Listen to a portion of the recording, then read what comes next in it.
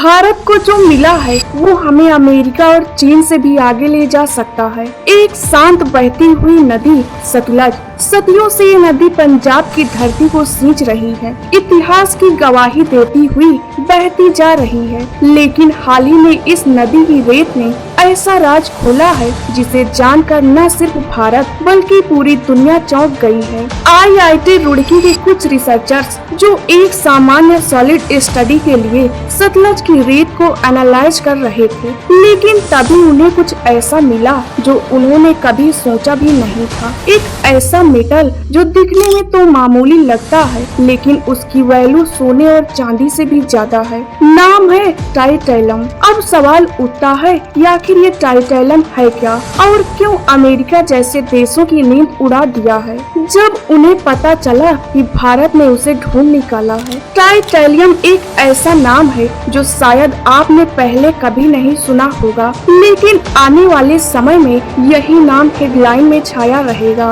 क्योंकि ये कोई आम धातु नहीं बल्कि ये है भविष्य की जरूरत। इस मेटल की सबसे खास बात है इसकी साइलेंस। ये न घिसता है, न टूटता है और न किसी केमिकल से जल्दी रिएक्ट करता है, चाहे एसिड हो या एस्टिम रिएक्शन या 3000 डिग्री सेल्सियस तक की हीट। टाइटेलम की बॉडी में कोई हलचल नहीं होती, जैसे किसी योगी ने तपस्या में खुद को शांत कर लिया हो। मेडिकल वर्ल्ड में इसे बायोकम्पैटिबल मेटल माना जाता है, यानी अगर इसे इंसान के शरीर में लगाया जाए तो ये न इन्फेक्शन देगा न एलर्जी। इसीलिए इसे पेस मेकर, डेंटल गूज और ब्रेन इम्प्लांट्स में यूज किया जाता है, वो भी ऐसी जगहों पर जहाँ किसी और मेटल को डालने का मतलब होता है रिस्क लेना। लेकिन ये तो बस शुरुआत है दोस्तों। टाइटेलियम का इस्तेमाल इलेक्ट्रॉनिक की दुनिया में एक रिवोल्यूशन की तरह होता है। इसके बिना हाई पावर परफॉर्मेंस कैपेसिटीज नहीं बन सकती, और ये कैपेसिटीज वो होती है जो आपके मोबाइल फोन, लैपटॉप और इवन स्पेस क्राफ्ट को चलाते हैं। एक उदाहरण से समझते हैं, नासा के मार्स रोवर में जो इलेक्ट्रॉनिक सर्किट्स है वो टाइटेलियम कैपेसिटी पर ही चलते हैं। क्यों? क्योंकि मार्स जैसी हार्श एनवायरनमेंट में एक भी स्पार्क या शॉर्ट सर्किट पूरी मिशन को खत्म कर सकता है, और वही मेटल अब भारत के पास आ गया है अपनी ही नदी की रेत में। दोस्तों, टाइटेलियम को डिफेंस में भी साइलेंट वायर कहा जाता है। इसका use stealth technology, arm plating और इवन न्यूक्लियर रिएक्टर में किया जाता है। इसके साथ ही जहां यूरेनियम रिएक्शन होता है वहां टाइटेनियम ही उसे कंट्रोल कर सकता है। आज पूरी दुनिया इसे फ्यूचर रेडी मटेरियल मानती है और भारत को उसे नेचर ने अपने हाथों से दे दिया है। दोस्तों, टाइटेलियम एक ऐसी धातु है जो इतने लिमिटेड देशों के पास मौजूद है कि दुनिया के सिर्फ 5% हिस्सों को इसकी पूरी प्रोटेक्शन का एक्सेस है, और अब भारत उसी मैप में शामिल हो गया है। जैसे ही इस खबर की पुष्टि हुई, ग्लोबल रेयर अर्थ मार्केट ने तुरंत रिपोर्ट्स किया, जबकि इससे पहले रेयर अर्थ डिप्लोमेसी सिर्फ चीन के इशारों पर नाच रही थी। दुनिया के करीब 60% से ज्यादा क्रिटिकल मिनरल्स का प्रोटेक्शन सिर्फ चीन में होता है। जब उसने एक्सपोर्ट रोक दी तो अमेरिका, यूरोप के हाथ पैर खोलने देर नहीं लगी थी। अब भारत के पास एक मौका है, सिर्फ बाजार का हिस्सा बनने का नहीं बल्कि उसकी दिशा तय करने का। दोस्तों, भारत सरकार इसको लेकर काफी अलर्ट हो चुकी है। इंटरनल रिपोर्ट की माने तो इस मिनरल को स्ट्रेटेजिक मिनरल रिजर्व के रूप में टैग किया जा सकता है। इसका मतलब ये होगा कि इसकी माइनिंग और डिस्ट्रीब्यूशन टाइटेली कंट्रोल एजेंसी जैसे BARC, DRDO और ISR के जरिए होगा। पंजाब गवर्नमेंट भी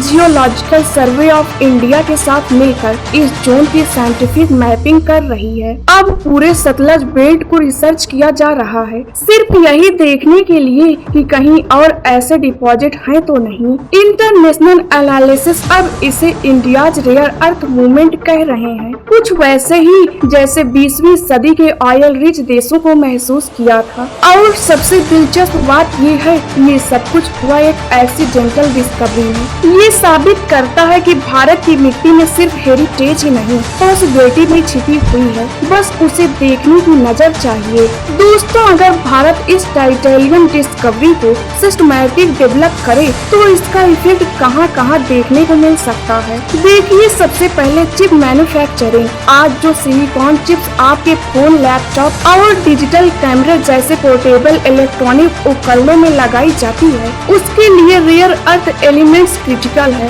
टाइटेनियम इस चिप को हीट प्रूफ और डी रिएक्शन रेजिस्टेंट बनाता है। भारत जो अब तक चिप प्रोडक्शन के मामले में पीछे था, वो अब खुद के टाइटेनियम बेस्ड फैब्रिकेशन शुरू कर सकता है, खास तौर पर डिफेंस और स्पेस ग्रेड सर्किट के लिए। इसके बाद आता है बैटरी इनोवेशन। दोस्तों, आज ईवी रेवोल्यूशन का सबसे बड़ा चैलेंज है बैटरी एफिशिएंसी और थर्मल स्टेबिलिटी। टाइटेनियम के एनालाइज से ऐसी बैटरियां बनाई जा सकती हैं जो ज्यादा चलने के साथ जल्दी चार्ज होगी और ओवरहीट का कोई खतरा नहीं रहेगा। इसका यूज मेडिकल साइंस में भी बहुत ज्यादा है। दोस्तों, इमेजिन कीजिए एक इंडियन पेशेंट जो एक इम्पोर्टेंट पेस मेकर की बजाय मेड इन इंडिया इम्प्लांट्स लगाए जो इंटरनेशनल लेवल पर अप्रूव्ड है और कीमत में 70% सस्ता हो। अब आखिरी में हम बात करेंगे डिफेंस के बारे में। दोस्तों, अमेरिका के B-2